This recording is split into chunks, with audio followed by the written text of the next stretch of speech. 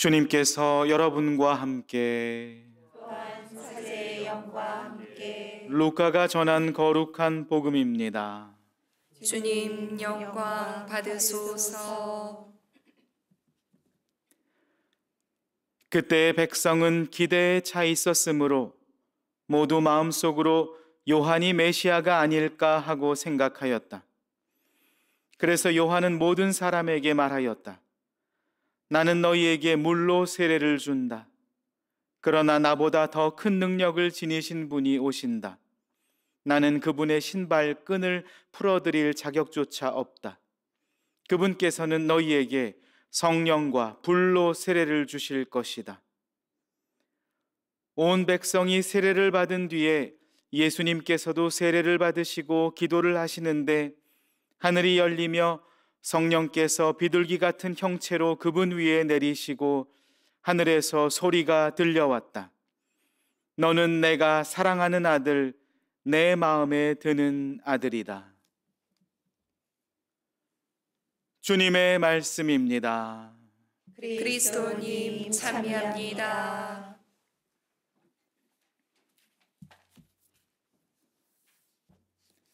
참 예수님, 참 예수님, 오늘 주님 세례 축일입니다.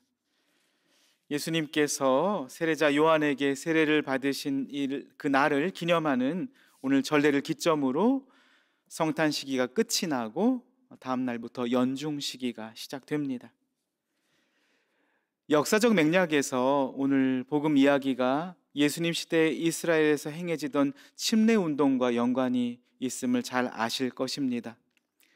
613개 율법 조항을 지켜야만 구원에 이를 수 있다고 생각하던 당시 유다교의 엘리트주의는 절정에 다다랐고 생업과 생존의 하루하루를 버티며 살아가던 서민층, 빈곤층에게 이러한 율법주의는 거대한 부담, 족쇄로 느껴졌습니다.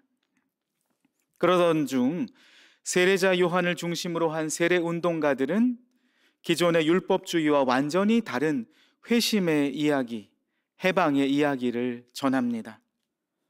곧 하느님 나라와 인간의 구원이 율법 조항을 글자 그대로 지킴으로써 이루어지는 것이 아니라 요르단강에서 몸을 씻으며 진심으로 삶의 방향을 바꾸어 완전히 회개하는 결심을 통해 이루어진다는 세례 운동가들의 이 외침.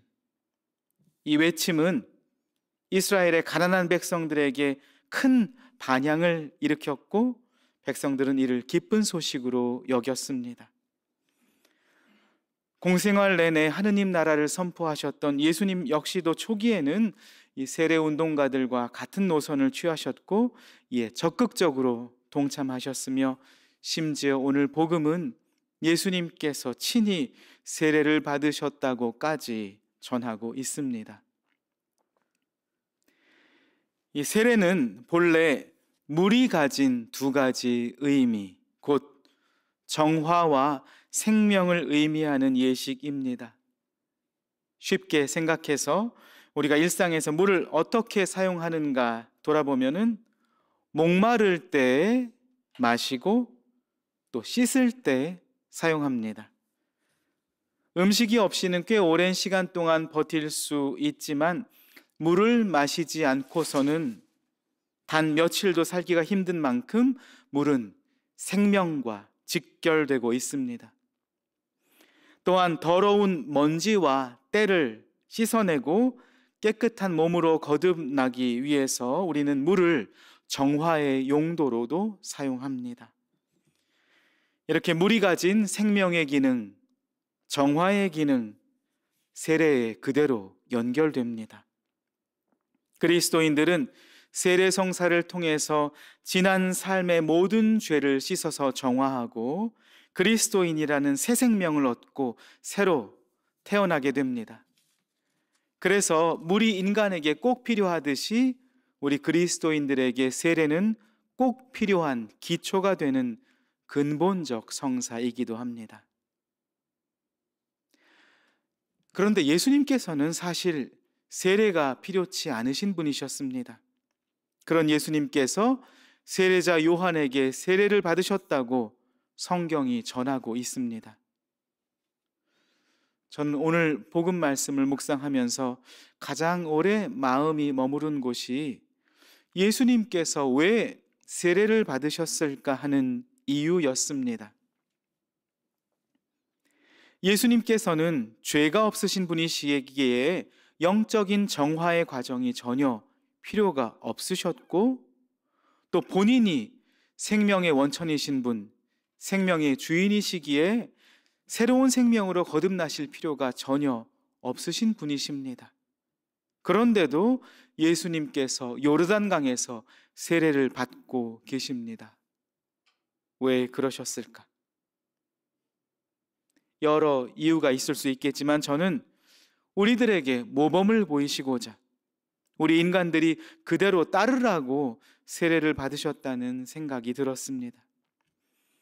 2000년 전 이스라엘 백성들이 요르단강에서 씻고 회개하던 일을 본인이 몸소 실행하면서 새로운 이스라엘 백성인 우리 그리스도인들이 죄를 씻고 새 생명으로 탄생하여 그리스도인으로 거듭나라고 이것을 바라시며 모범을 보이신 것이 아닌가 싶습니다. 하느님이신 분이 한낱 인간에게 세례를 청했던 이 모순적인 사건을 맞닥뜨리며 세례자 요한은 그 역설을 이렇게 표현하고 있습니다. 나는 너희에게 물로 세례를 준다. 그러나 나보다 더 큰 능력을 지니신 분이 오신다. 나는 그분의 신발끈을 풀어드릴 자격조차 없다. 그분께서는 너희에게 성령과 불로 세례를 주실 것이다. 특이한 점은 공간복음서 모두가 예수님 세례 사건을 전하고 있는데 세 복음서 모두 성자께서 세례를 받으시는 순간 성령께서 내려오시며 아버지 하느님의 목소리가 들렸다고 증언하고 있습니다. 공간복음사가들의 주된 관심이 예수님의 세례 자체보다는 성부, 성자, 성령 하느님의 삼위일체적 등장에 방점을 두고 있다는 인상을 지울 수가 없습니다. 어쩌면 복음사가들은 세례 사건부터 시작되는 예수님의 공생활이 삼위일체 하느님의 위대한 역사라는 말을 하고 싶었던 것 같습니다. 이 복음사가들의 의중을 신앙의 감각 안에서 잘 이해하고 있던 우리 가톨릭 교회는 세례 사건을 기념하는 오늘 축일을 주님 공연 대축일에 이어서 배치시켰습니다. 공연 대축일을 가리키는 라틴어 에피파니아는 하느님 신비의 현현, 하느님의 계시가 만인에게 드러나게 보이는 것을 가리키는 말입니다. 바로 오늘 복음 장면같이 삼위일체의 신비가 드러나는 것이 전형적인 에피파니아 사건이라고 할 수 있습니다.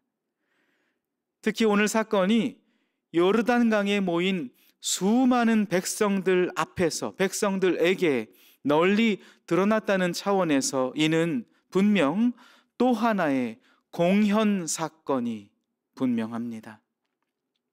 이 신비는 특별히 성부 하느님의 목소리를 통해 공표됩니다. 하늘이 열리며 성령께서 비둘기 같은 형체로 그분 위에 내리시고 하늘에서 소리가 들려왔다. 너는 내가 사랑하는 아들, 내 마음에 드는 아들이다. 끝으로 유비적인 관점에서 볼 때 오늘 복음이 세례받은 모든 그리스도인들에게 주시는 초대 말씀은 아닐까 하는 생각을 해봅니다.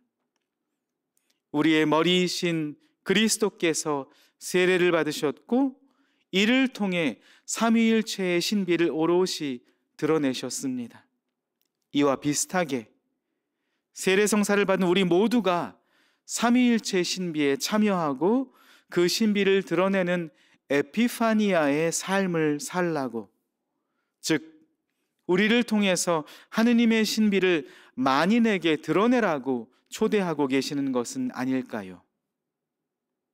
그렇게 살아갈 때 오늘 세례 사건 속에서 외아드님께 주셨던 성부 하느님의 천둥소리 같은 그 말씀, 분명 세례 성사를 받은 우리 안에도 똑같이 울려 퍼지게 될 것입니다.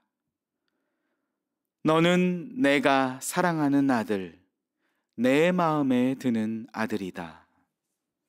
아멘.